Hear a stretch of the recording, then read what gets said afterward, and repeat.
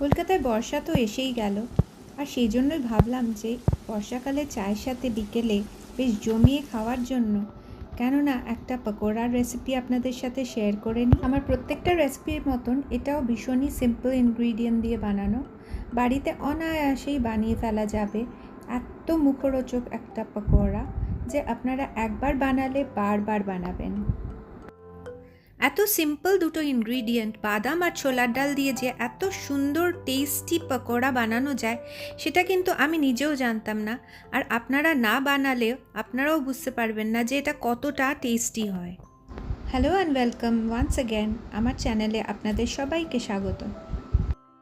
তো চলুন দেখে নেওয়া যাক পকোড়াটার জন্য আমি কি কি ইনগ্রিডিয়েন্ট ইউজ করেছি।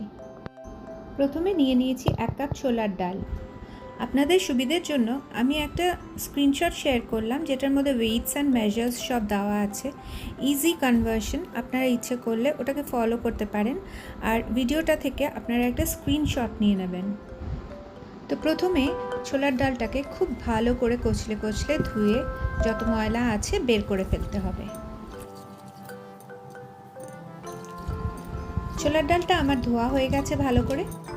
এবারে ডালটাকে ভিজিয়ে রাখতে হবে এমনি নর্মাল জল দিয়ে অ্যাটলিস্ট মিনিমাম 4 ঘন্টার জন্য। যদি আপনারা ওভারনাইট ভেজাতে চান সেটাও হবে। 4 ঘন্টা হয়ে গেছে আর ডালটা বেশ নরম হয়ে গেছে।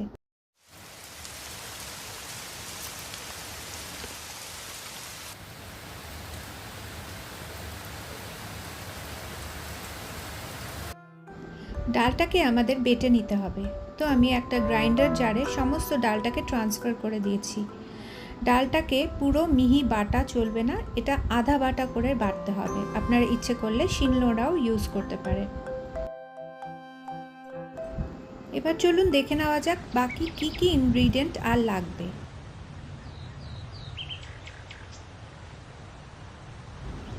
নেক্সট মেজর ইনগ্রিডিয়েন্ট যেটা নিয়েছি সেটা হচ্ছে চীনাবাদাম।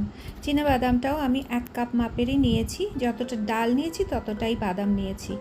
বাদামটা আপনারা রোস্টেডও নিতে পারেন, কাঁচা বাদামও নিতে পারেন, তাতে কোনো ডিফারেন্স হবে না।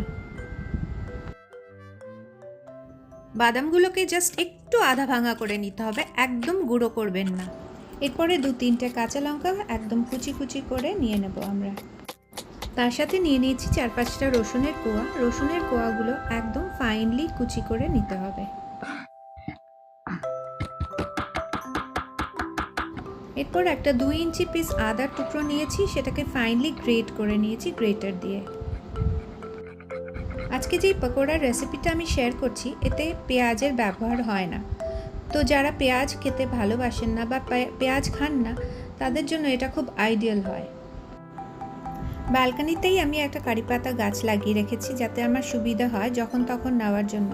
সেখান থেকে একটা ডাল ছিঁড়ে কারি পাতাগুলো কুচি করে নিয়েছি, আর তার সাথে খানিকটা ধনে পাতাও নিয়েছি। ধনে পাতাটাও ফাইনলি কুচি করে নিয়েছি।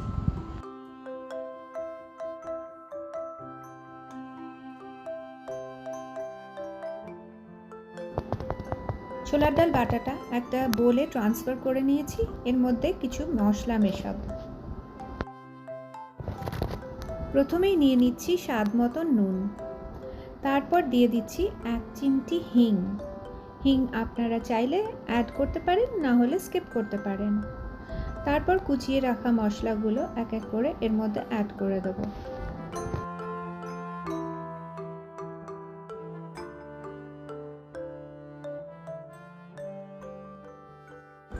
মিশ্রণটার মধ্যে আমি আধা চামচ মতো লঙ্কা গুঁড়ো দিয়ে দিলাম। যদি আপনারা ঝাল কম খান তাহলে এটা অ্যাভয়েড করতে পারেন। এবারে টুকরো করে রাখা বাদামটা এর মধ্যে মিক্স করে দিলাম, আর তার সাথে 1/4 চামচ বেকিং পাউডার অ্যাড করে দিয়েছি। বেকিং পাউডারটাও অপশনাল, কিন্তু আপনারা চাইলে দিতে পারেন, না হলে স্কিপ করতে পারেন। এবারে সমস্ত উপকরণগুলো ভালো করে হাত দিয়ে মেখে নিতে হবে। কোনো বাইন্ডিং এজেন্ট যেমন ময়দা টয়দা বা কর্নফ্লাওয়ার কিচ্ছু লাগবে না।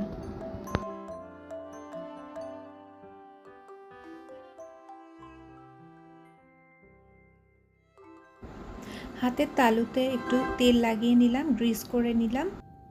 এবারে ডাল বাদামের মিশ্রণটা থেকে ছোট ছোট গোলা নিয়ে হাতের সাহায্যে চেপে চেপে একটু চ্যাপ্টা আকার দিতে হবে, তাহলে বড়াগুলো ভালোভাবে ফ্রাইড হবে, ভেতর অবধি ফ্রাইড হবে। যেই পরিমাণের আমি ডাল বা বাদাম এসব নিয়েছি তার থেকে মোটামুটি 8টা মিডিয়াম সাইজের পকোড়া আমি করতে পেরেছি। আপনারা চাইলে এটা ডাবল অ্যামাউন্ট বা এর থেকে কম অ্যামাউন্টের আপনাদের দরকার অনুযায়ী আপনারা বানিয়ে নেবেন।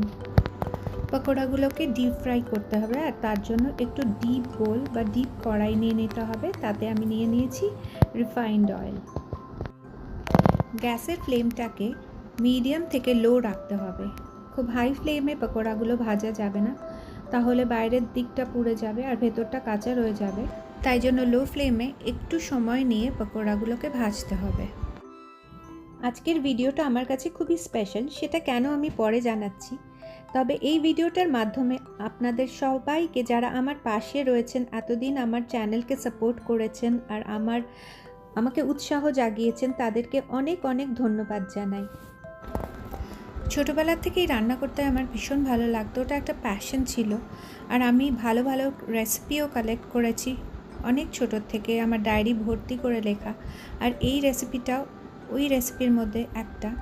আপনাদের আশা করি এটা ভালো লাগবে। আর এটা আমার 100th ভিডিও রেসিপি আপনাদের সাথে আমি শেয়ার করলাম। আপনারা আমার পাশে ছিলেন, আমি আপনাদের অনেক ধন্যবাদ জানাই। আর যারা নতুন বন্ধুরা আজকে আমার চ্যানেলে এসেছেন তাদেরকে বলবো চ্যানেলটা সাবস্ক্রাইব করে পাশে থাকা বেল আইকনের অল নোটিফিকেশনটা অন করে রাখবেন। আজকে বাস এতটুকুই। আপনারা সবাই ভালো থাকবেন।